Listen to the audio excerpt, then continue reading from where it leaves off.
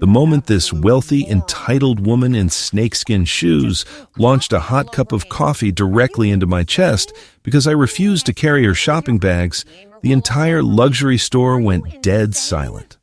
I did not panic.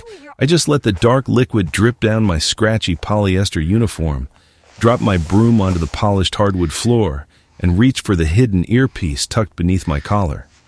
While she stood there wearing a triumphant smirk, expecting me to cower and beg for my minimum wage job, I quietly ordered my private security team to lock down the building and block the glass exit doors with 2 massive guards in plain black suits.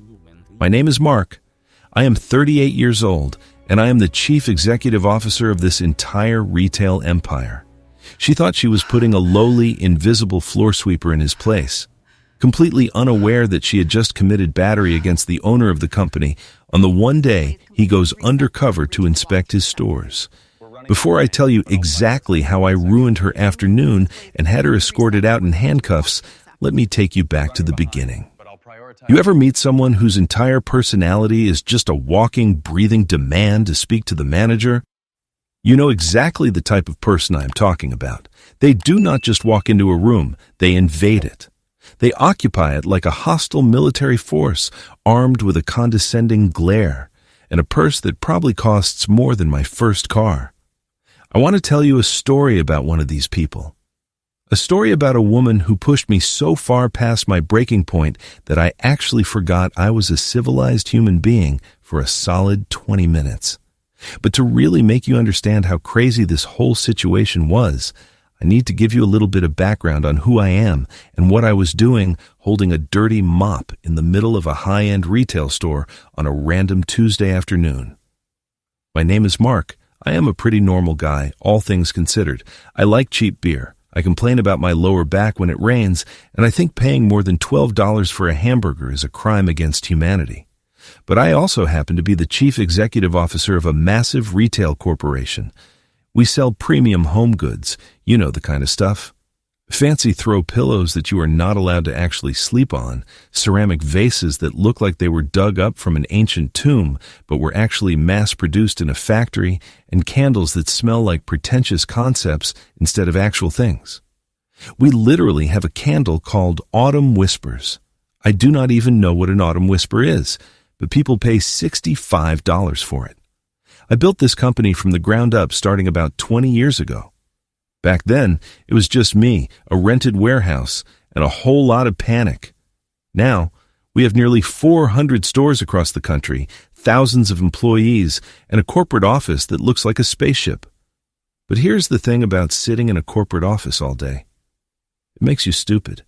You sit in these endless board meetings with guys named Chad and Bradley who wear vests indoors and use words like synergy and bandwidth, and you start to lose your grip on reality. You look at spreadsheets instead of people. You look at profit margins instead of the actual products. I hate it. I absolutely despise the corporate bubble. So, twice a year, I do this thing. I do not tell the board of directors, I do not tell my executive assistants, and I definitely do not tell the regional managers. I put on a disguise, and I go work the floor in one of my own stores. I like to be a janitor. Or, as Human Resources insists on calling it, a sanitation and maintenance technician. Whatever. I push a broom. I do it because you learn more about a business by watching how the customers treat the lowest paid guy in the room than you do from 100 hours of PowerPoint presentations. Plus, nobody looks at the janitor. You are practically invisible. You are part of the furniture. People will say the most unhinged things right in front of you because they do not even register you as a human being. So, it is a Tuesday. I am at our flagship store in a very wealthy, very pretentious suburb. The kind of town where people drive golf carts on actual roads and dogs have better healthcare plans than most of the middle class. I am wearing this awful, scratchy navy blue uniform. It is a polyester blend that feels like it was designed by someone who holds a personal grudge against human skin. I am wearing thick, ugly black boots that squeak every time my left foot hits the linoleum. My name tag says Gary. I even messed up my hair a little bit and wore a pair of cheap, thick-rimmed reading glasses to complete the look. I looked like a guy whose primary hobby is watching local news broadcasts.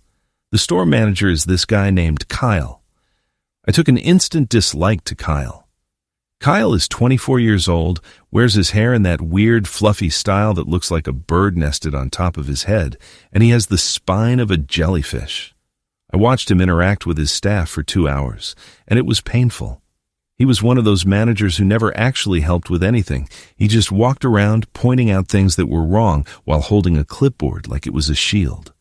When I checked in that morning as Gary from the temp agency, Kyle did not even look me in the eye.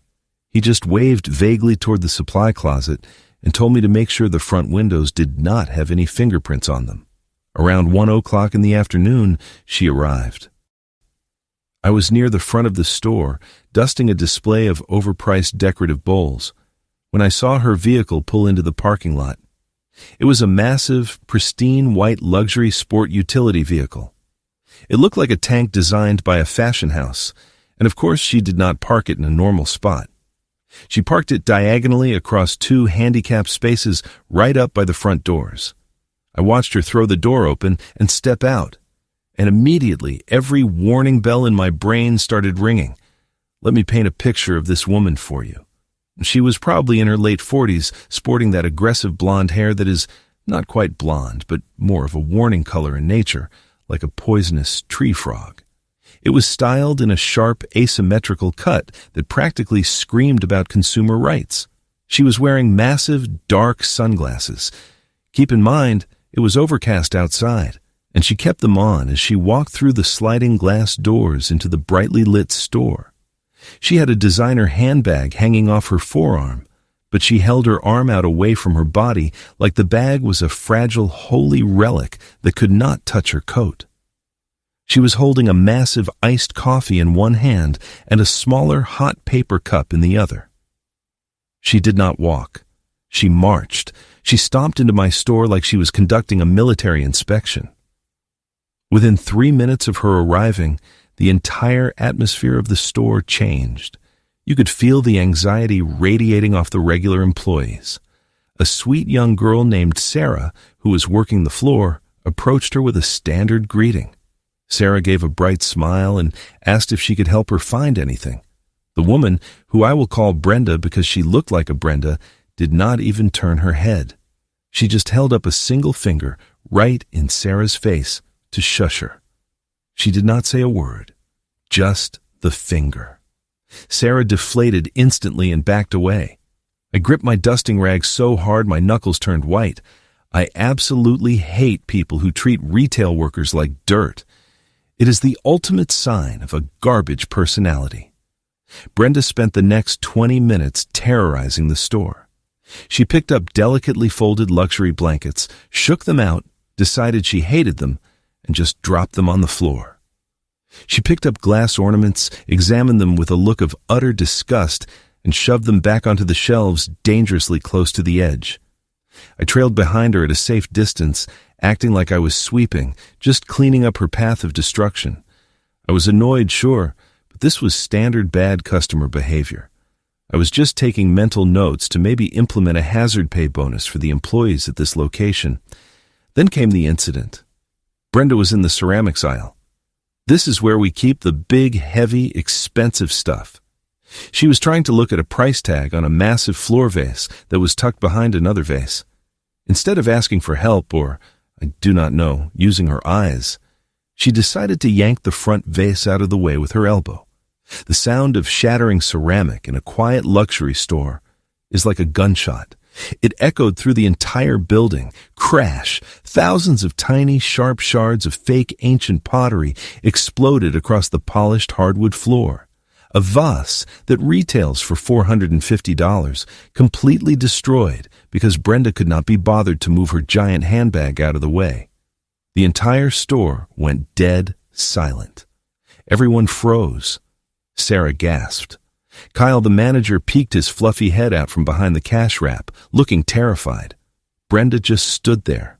She did not apologize. She did not look embarrassed. She looked at the shattered pieces on the floor, let out an exaggerated sigh, and then looked around the store like this was somehow our fault. Her eyes landed on me.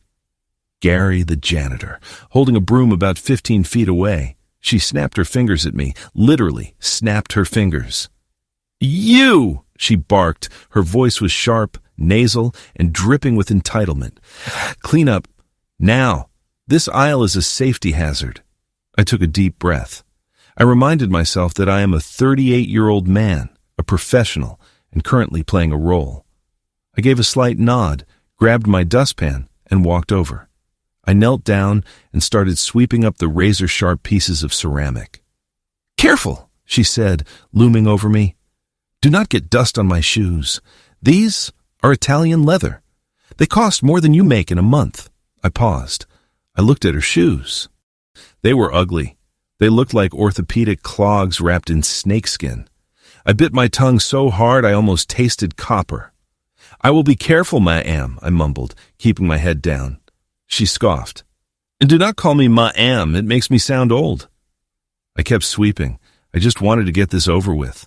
I got all the big pieces into the dustpan and was wiping down the fine dust when she made her next move. She had gathered a pile of things she actually wanted to buy. 4 heavy table lamps, a stack of imported bath towels, and some assorted heavy metal decor items. They were piled on a display table nearby. "Listen, Gary," she said, reading my fake name tag. "I am in a rush. I have a Pilates class in 20 minutes. Go get a cart, put all of this in it, ring it up at the front, and then follow me out to my vehicle. I need you to load it into the trunk." I stopped wiping the floor. I slowly stood up. I looked at the massive pile of heavy items. Then I looked at Sarah, the actual sales associate, who was watching from a few aisles over, wide-eyed. Now, as the Undercover CEO, I know the exact job description of our sanitation staff.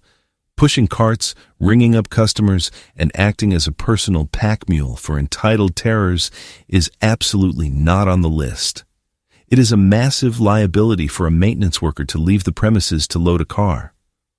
"I'm sorry," I said, using my calmest, most polite voice. "I am just the maintenance staff. I am not trained on the registers, and I am not allowed to leave the building to load vehicles. But Sarah over there would be happy to ring you up, and she can call someone from the back room to help you to your car." Brenda's jaw actually dropped. I do not think anyone had told this woman the word no since the late 1990s. She pulled her sunglasses down the bridge of her nose so she could glare at me over the rims. "Excuse me?" she said. The temperature in the room seemed to drop 10 degrees. "I said I cannot do that," I repeated, standing up straight. "It is against store policy." "Store policy?" she mocked, her voice rising in volume. "You sweep floors for a living. Do not talk to me about store policy. You are a peasant with a broom. I am spending over $2,000 in this store today. My purchases pay your miserable little minimum wage salary. When I tell you to carry my bags, you say yes, thank you, and you carry my bags. Do you understand me?" I could feel my heart rate picking up. The anger was bubbling up in my chest. I have dealt with ruthless negotiators. I have dealt with hostile corporate takeovers. But this raw, unfiltered disrespect from a random stranger was something else entirely. "No," I said simply. "I do not think I will." Her face turned a shade of crimson that usually indicates a severe medical emergency. The veins in her neck actually popped out. She looked like a cartoon character about to explode. "Where is your manager?" she shrieked. It was the battle cry of her people. "Manager, I want the manager right now." Right on cue, Kyle scurried over. He looked like a frightened rabbit.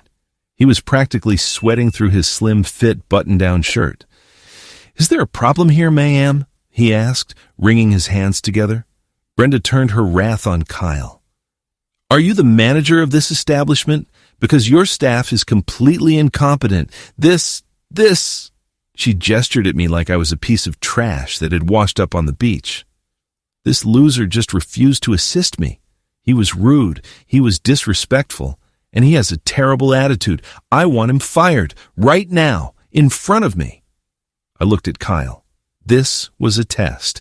This was the ultimate test of a manager. Do you protect your employee from an abusive customer, or do you throw them under the bus to save a sale? Kyle did not even hesitate. He threw me under the bus, backed it up, and ran over me again. "I am so sorry, ma'am," Kyle stammered, bowing his head. "He is just a temp." "Gary, what is wrong with you? Apologize to this woman immediately and take her items to the front."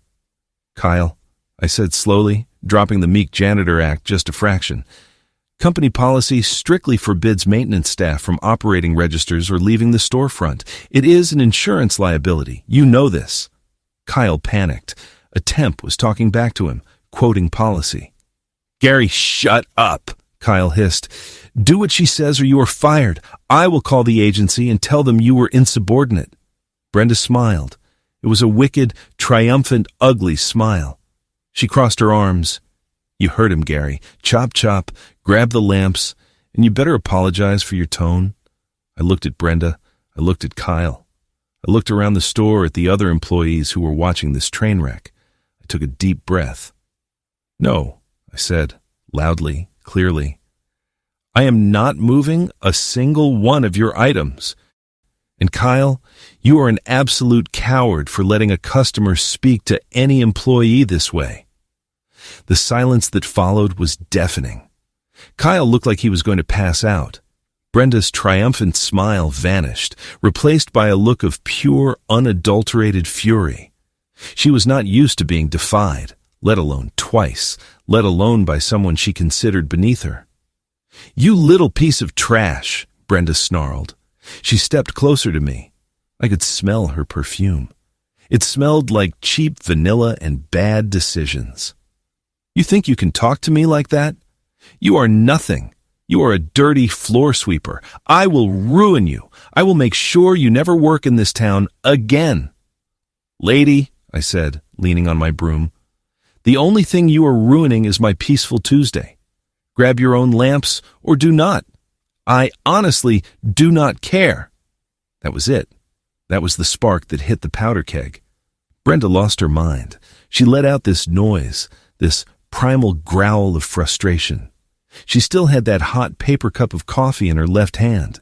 Without even thinking, without a single ounce of hesitation, she pulled her arm back and chucked the entire cup of hot coffee directly at my chest. It happened in slow motion. I saw the brown liquid sloshing out of the lid as it flew through the air.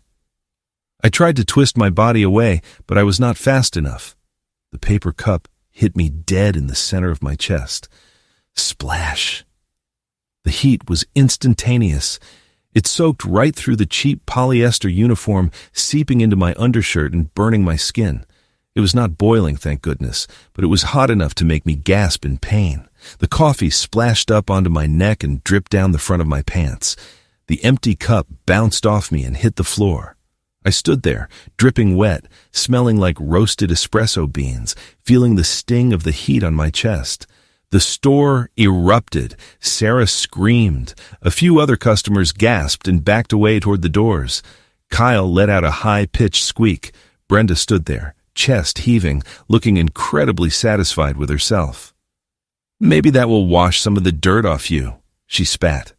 "You know that moment in a movie right before the hero does something crazy? The moment where the music cuts out, everything gets really quiet, and you know the villain has messed up beyond repair." That was this moment. Only I am not a superhero. I am just a guy with a lot of authority, a zero-tolerance policy for violence, and a severely burned chest. I dropped the broom. It clattered loudly against the wood floor. I reached up to the collar of my wet uniform and pulled out the discreet earpiece I always keep tucked away just in case of an actual emergency. I pressed the button on the small radio clipped to my belt underneath the coveralls. "David," I said into the microphone. My voice was eerily calm. David is the head of corporate security. He is a former military police officer who has absolutely no sense of humor, which is exactly why I hired him. He was sitting in an unmarked van in the parking lot. "Copy, boss," David's voice crackled in my ear.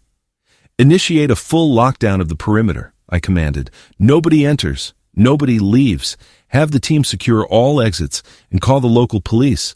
I want officers on site immediately. We have an assault in progress." Kyle stared at me. His brain was misfiring. "Gary, who are you talking to?" Brenda looked confused for a split second, but then her arrogance took over again. "Oh, please," she scoffed, waving her hand dismissively. "Who are you calling? Your imaginary rent-a-cop friends. You cannot lock the doors on me. I am leaving." She turned on her heel, leaving her cart of merchandise behind, and began marching toward the front doors. "I would not do that if I were you," I called out, wiping hot coffee off my chin. She ignored me. She stomped past the cash registers, her ridiculous orthopedic snakeskin shoes clicking loudly on the floor. She reached the glass sliding doors. They did not open. She waved her arms in front of the motion sensor. Nothing happened. Through the glass, two large men wearing plain black suits stepped into view. They stood directly in front of the doors, arms crossed. These were David's guys. They looked like they ate brick walls for breakfast. Brenda pushed on the glass. Locked. She yanked on the emergency handle. Disabled. She turned around, looking back at me, a flicker of actual panic finally showing behind those giant sunglasses. "What is the meaning of this?" she yelled, her voice echoing in the trapped space. "Open these doors right now. This is illegal imprisonment. I am calling my lawyer." I slowly walked down the main aisle toward the front of the store. I unzipped the top half of my ruined, coffee-soaked coveralls and pulled my arms out, letting the top half hang from my waist. Underneath, I was wearing a clean, crisp, custom-tailored white button-down shirt. It was completely out of place for a janitor. I reached into my pocket and pulled out my real identification badge, the heavy metallic one that grants access to every single door in the corporate empire. I let it hang on its lanyard around my neck. Kyle was following me, trembling. He squinted at the badge. He read the name. Then, he read the title. Chief Executive Officer. I watched Kyle's soul leave his body. He went entirely pale. He literally staggered backward and leaned against a display of throw pillows to keep from falling over. Mr. CEO? He squeaked. I ignored him. I walked right up to Brenda. I stopped about 5 feet away, giving her plenty of personal space, but I stared her down. "You are not calling your lawyer," I said, my tone completely flat and professional.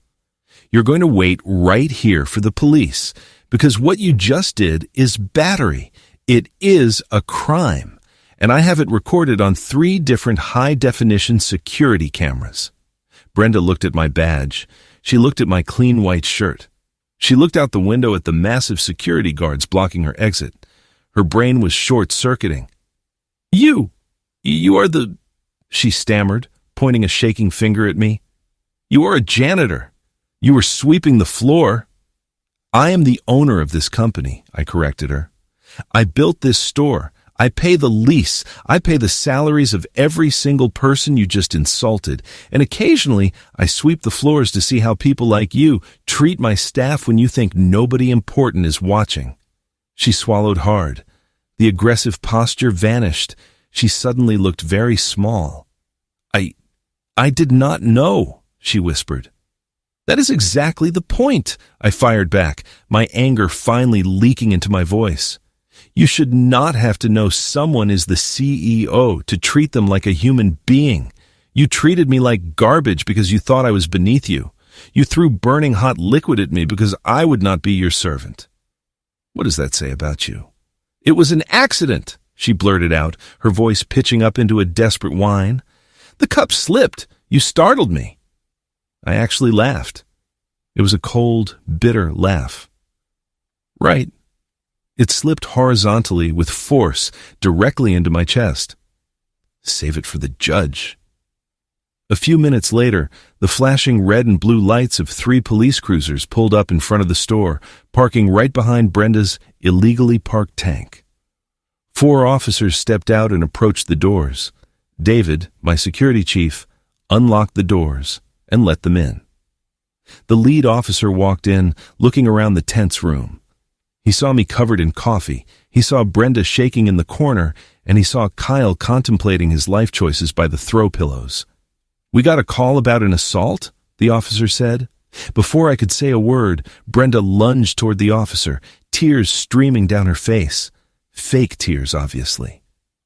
"Officer, thank goodness you are here. This crazy man locked me in the store. He is holding me hostage. He threatened me." The officer held up a hand to stop her. He looked at me. "Sir, care to explain?" David stepped forward, holding a tablet. "Officer, I am the head of corporate security. This woman threw boiling hot coffee onto the owner of this company after verbally abusing staff and destroying merchandise. I have the entire incident queued up on video right here." He handed the tablet to the officer. The officer pressed play. We all watched the silent footage. We watched Brenda shatter the vase. We watched her scream at me. We watched her wind up and launch the coffee cup directly into my chest. The officer handed the tablet back to David. He turned slowly toward Brenda. "Ma'am," he said, his voice dropping an octave. "Turn around and place your hands behind your back," Brenda shrieked, a genuine, terrifying shriek. "No, you cannot arrest me. Do you know who my husband is? Do you know how much money I spend here?" "I do not care if your husband is the mayor," the officer said, grabbing her wrist and twisting it firmly behind her back. The sound of those metal handcuffs clicking into place was the most beautiful symphony I had ever heard in my entire life. Click, click. "You are making a mistake," she wailed as the officers marched her out the front doors. "I will sue you. I will sue all of you. My shoes are Italian." "Watch your step on the way to the squad car," I called out after her. "Would not want to scuff the leather." They put her in the back of the cruiser. Her giant, ridiculous white sport utility vehicle was towed away 20 minutes later because it was parked illegally in a handicap zone. It was a beautiful sight. After the police left, the store was eerily quiet. The regular employees were standing around, completely stunned. I turned to face Kyle. Kyle flinched. He looked like he was preparing for a physical blow. "Kyle," I said softly. "Yes, sir," he whispered, staring at his own shoes. "Do you know why I am upset with you?" I asked. Because I told you to carry the bags." "No," I said, stepping closer. "I am upset because you watched a customer degrade and abuse someone you believed was your employee, someone making $15 an hour, and instead of defending him, you joined in. You threatened his job. You showed absolutely zero leadership."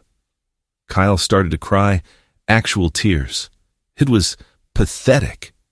"I'm sorry," he sobbed. "I was just trying to save the sale. She buys a lot of stuff." "I do not care if she buys the building," I said. "We do not sell our dignity. And pack up your office, Kyle. You are done here. Turn your keys over to David." I did not stick around to watch him cry.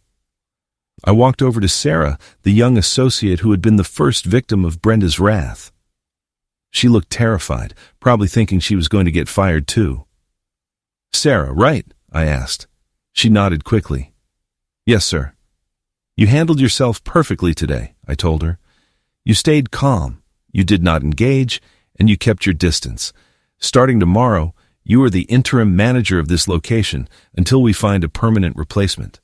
With a substantial pay bump, obviously. David will get you the paperwork." Her eyes widened to the size of dinner plates. "Wait, really? Me?" "Yes, you," I smiled. "Just promise me one thing." "Anything." "If anyone ever snaps their fingers at you, you kick them out immediately." She smiled, a genuine, wide smile. "Yes, sir. I can do that." I walked out of the store, my chest still stinging from the coffee burn, my cheap pants soaking wet, smelling like a walking barista station. I climbed into the back of David's security van. "Good sweep, boss?" David asked, turning the key in the ignition. I leaned my head back against the seat and closed my eyes. "Yeah, David, a very productive sweep. But remind me, next time I go undercover." "Yes, boss?" "Make sure my uniform is stain-resistant." I spent the next 3 days applying burn cream to my chest, but honestly, it was entirely worth it. Every time I close my eyes, I can still hear the metallic click of those handcuffs, and I remember the look on Brenda's face when she realized that the peasant with the broom was the guy who owned the castle. You know, the corporate world is full of terrible things. It is full of greed and spreadsheets and awful meetings about synergy. But every once in a while, you get to use your power to absolutely wreck the day of someone who truly, deeply deserves it. And let me tell you, there is no profit margin in the world that feels as good as watching a horrible person face the consequences of their own actions. So the next time you are in a store and you see a guy pushing a mop looking tired, wearing cheap shoes and a scratchy uniform, be nice to him. Say, "Excuse me." Smile. Because you never know. He might just be a regular guy trying to make a living. Or he might be the guy who can lock the doors and ruin your life.